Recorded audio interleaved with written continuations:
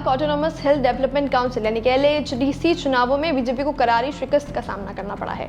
30 सदस्यीय काउंसिल की 26 सीटों पर हुए चुनाव में बीजेपी को महज 2 सीटों पर जीत हासिल हुई है। वहीं नेशनल कॉन्फ्रेंस ने 12 और कांग्रेस ने 10 सीटों पर जीत हासिल की है। बता दें कि ये चुनाव नेशनल कॉन्फ्रेंस और कांग्रेस ने मिलकर लड़ा था। उस हिसाब से अगर देखें तो 26 सीटों में से 12 + 10 22 सीटें नेशनल कॉन्फ्रेंस और कांग्रेस ने मिलकर जीत ली है। वहीं 2 सीटों पर निर्दलीय जीते हैं।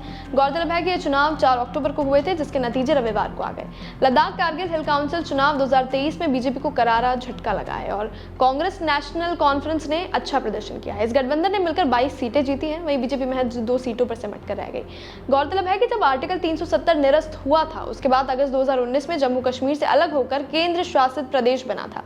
लद्दाख के कारगिल में उसके बाद ये पहला स्थानीय चुनाव है। नई परिषद का गठन 11 अक्टूबर से किया जाएगा। 4 अक्टूबर को जब इस चुनाव के लिए वोटिंग हुई तो मतदान का प्रतिशत 77.62 मापा गया था।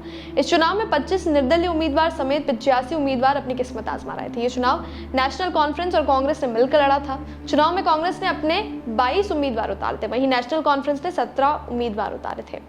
अमोक नाम का एक एक्स हैंडल है जो कि पॉलिटिक्स डेटा पर काम करता है।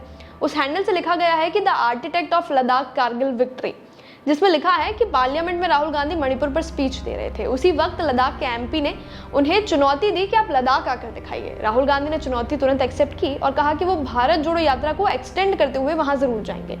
उसके महज 3 दिन बाद ही राहुल गांधी ने न सिर्फ चुनौती एक्सेप्ट करती हुई लद्दाख गए और 10 से ज़्यादा पॉलिटिकल मीटिंग्स भी वहां अटेंड करी। उसके बाद फुटबॉल मैच भी देखने गए, 7 दिन बाइक राइड भी करी, यूथ से भी मिले, बोट राइड्स भी करी और कांग्रेस के फेवर के लिए बड़ी पॉलिटिकल फोर्सेस से भी मिले। और उन सब का रिजल्ट इलेक्शन की जीत में दिख रहा है, जहां बीजेपी मुंह के बल गिरी है। आप लद्दाख में कांग्रेस की जीत को लेकर क्या सोचते हैं? कमेंट में जरूर बताएं और चैनल को सब्सक्राइब जरूर करें।